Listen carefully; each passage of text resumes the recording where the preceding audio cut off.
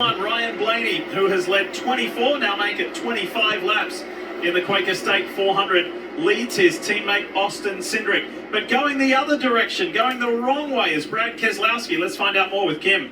Yeah, Brad Keselowski mired back in the 25th position. This is not a product of strategy. This is an ill-handling race car. Take a listen to what Brad said. Need to be more versatile with the lanes, so I can't run out at all. It gets loose in. Doesn't turn the center and gets really loose off as I move up.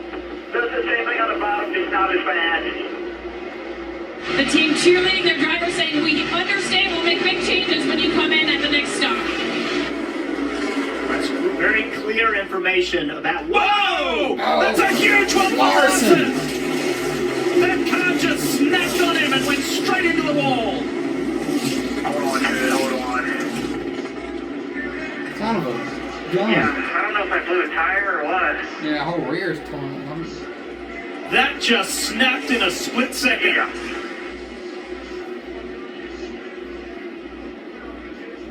You heard Kyle on the radio, so I don't know if I blew a tire or They what. one going in their car. Cliff Daniels has a look of concern on his face, and understandably so.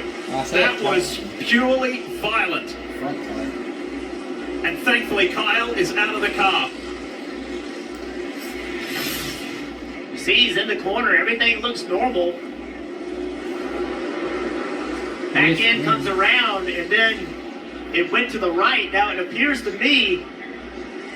Oh, Who hit him? Who was that got him? That was Chase Briscoe. Briscoe. Two playoff drivers. Chase Briscoe. So that's one of two things. So watch this thing. The back end starts around first, and when it starts around, he overcorrects it. And that is that is very easy to do in this race car. Just listen. Listen to this.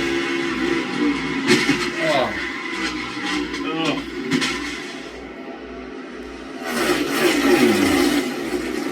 So he mentions whether he blows a tire. I was wondering right front, but right there it's clear it gets loose. Kyle Larson knows that as well. So I wonder if he's wondering if the right rear tire started to go down, which is what made the car loose. Kyle obviously has a clear understanding that it was the back first and then it turns right. And then this big hit by the 14.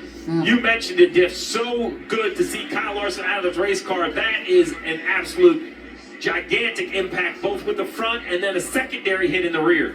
Because your body is thrown this way and this way. And the Darlington winner, And then you Chase get Briscoe. thrown back. I see Briscoe in the car too. His playoff run ends prematurely. So disappointing. AMR safety team there, very snappy, on the scene to help both drivers involved in this accident with just a handful of laps in stage one to go. Both out of their cars, both in the safe hands of the AMR safety team, but look at how fast this happened.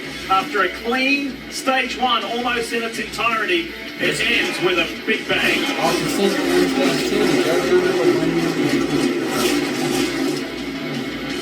2. At Daytona Talladega here, when you get loose and you have to correct, it gets on the left rear spring, and when it does, it blows that car up, and it makes it easier for the car to hang a right like that. Yeah, both rear shocks have a built-in stop, and you don't want to ride on them because they're too rough, but in normal operating procedure, you're very close to them. And fourth stage win of this season, third here in the ATL for Ryan Blaney, and valuable playoffs points.